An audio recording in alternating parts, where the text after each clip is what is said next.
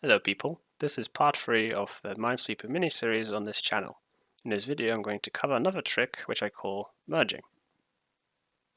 Before, we can solve situations like this here, where we have a flag here, because then the 2 produces a field which is this large, and the 1 produces a field which is this large.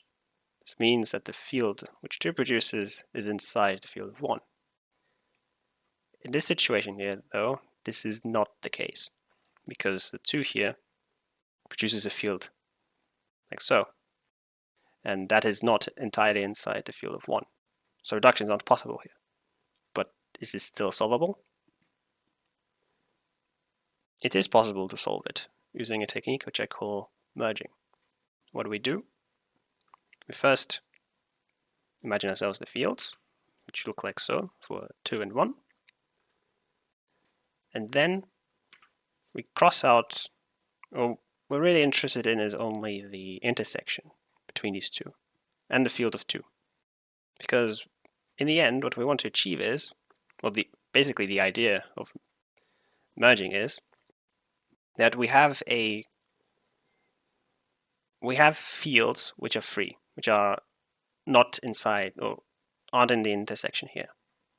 Okay, and the intersection at the end, there's the 1 here. It says how many mines can be inside the intersection, right? So, for example, in this case, there can be only 1 mine in this intersection. The 2 here says that we have 2 mines in this field here. So there can be only 1 mine here and a mine here. So this is basically what we just did right now. Well, we just merged these 2 cells here. These 2 cells contain 1 mine. So we merged it into 1 cell, which has 1 mine. And now we can basically use the method which we did in the first video, where we basically have 2 and we have 2 free cells. But in this case, we merged these 2 cells into 1 cell. So now we have a cell here and a cell here. And so these 2 cells have mines. While we don't know exactly where the mine here is, we know exactly where the mine here is. That is, on the square here. Here we have an overview of what we did. So what we just did is we took the intersection here and merged them together. And the field, which results of the merging, has the strength of the number which is here, right, which is 1.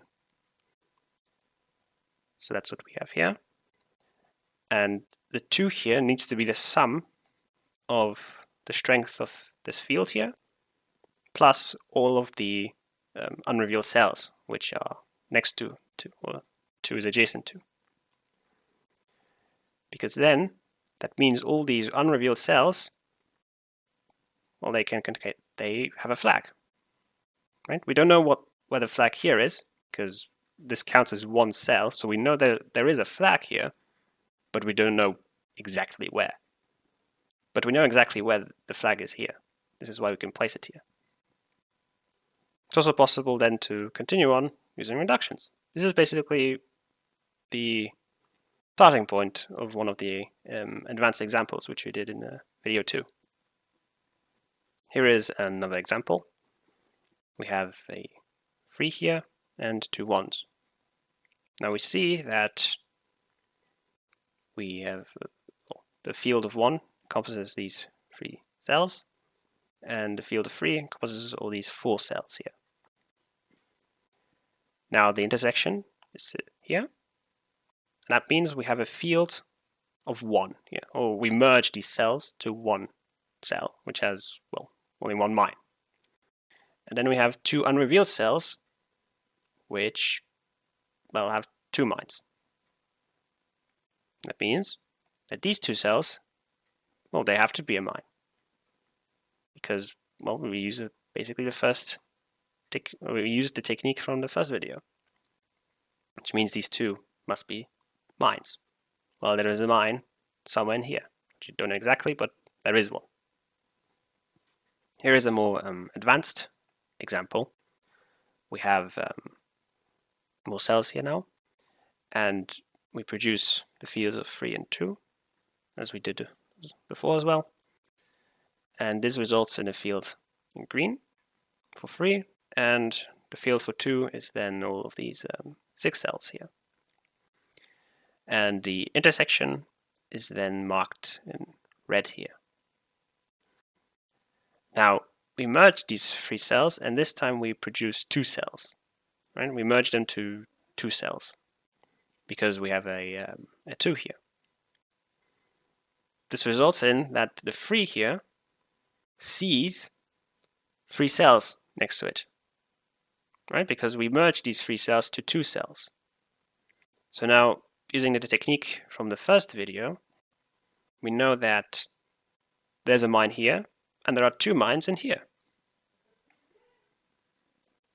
We actually have 3 cells here, so we don't really know where these 2 mines are, but this cell is alone, so we can place the mine here. And continuing on, using reductions, we can also deduce that these 3 cells are free, right? Because this field here, which is produced by 3, is inside the field which is produced by 2 here. So we can use reductions here. Here is a second advanced example. Now, yes, there is a 3 here, and well, this is then 3 mines using the technique from the first video. But let's just imagine we have more cells above. Okay. Now, what do we do here? We see we have a 4 and a 2. The 4 produces a field which encompasses these 5 cells, and the 2 here produces a field which encompasses all these 6 cells. Now, what can we do? The intersection is this cell and these 2 cells. And they contain, or if we merge them together, we create 2 cells. And this 4 here has already 2 free cells, which means using the merge here, we can use the technique from the first video to solve the 4 here. So then we create a mine here, and then we have a mine, or 2 mines, somewhere in these 3 cells here. And thus we create these 2 mines here, and using reduction, as we can see, when we use merge or merges, we often then use reductions. Using reductions, we can then clear out these 3 cells here down below, because we see that the 4 here, right, well, becomes 2 because we have these 2 mines here. The field is this here, or these 3 cells, and the 2 are all of these 6 cells, which means that the field, which is 4, is inside 2. And this is why you can use reduction. I'm going to play a small example game using all of these 2 methods now. Now I'm going to play on hard because, well, we have more tools to our disposal, so we can solve more games using them. Just click on the X. We can use our standard techniques, which you learned from the first video. Here you can use reduction. Here you can use merging, right? Because we have a 3 and a 1 here, and this 3 becomes a 2 because of this mine here. So now we have 1 mine somewhere in these 3 squares, and we have 2 mines somewhere in these 3 squares here. These 2 squares can only have 1 mine. This means the mine is here. right? Because where can the free fit its other mine? If there's only one mine in here, it has to fit it in up there. Using reduction, we can determine that this is free. Just fill out here. Use reduction.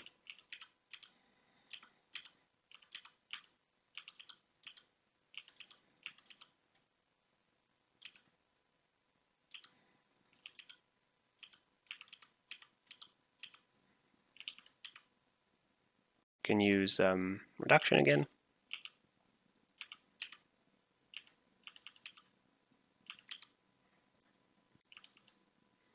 Here we could use merging. This was one of the examples, I think. So we have 3 mines in here. We have only 1 mine here, which means there has to be 2 mines here because the 3 can't fit the mines anywhere else. Which means, whoops. All right, this is a mistake. But this is 3 then. Well, we can use that because we have 2 mines somewhere in here, and we have 2 mines somewhere in here. So using reduction, this is 3. Yeah. Now this is reduction again. This is mine.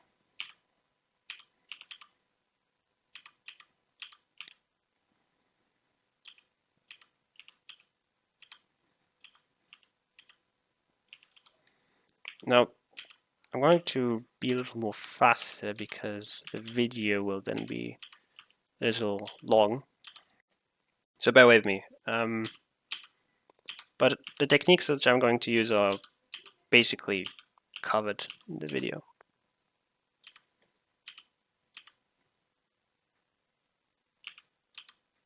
Yeah, use the reduction from here to here.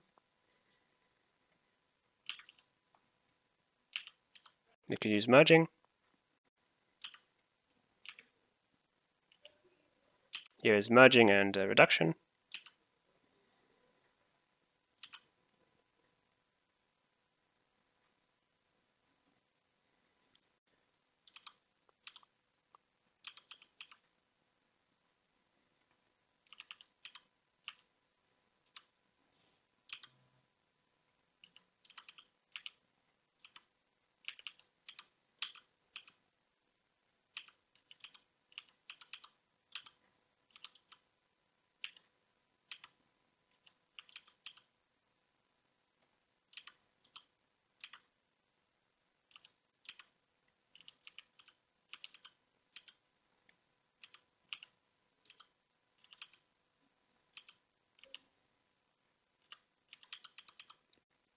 So you can have, we have reductions here again. Here we have merges.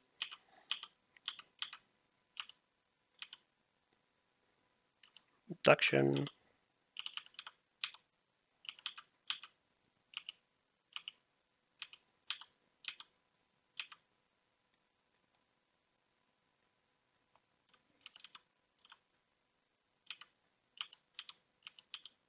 As you see, the game mostly is always the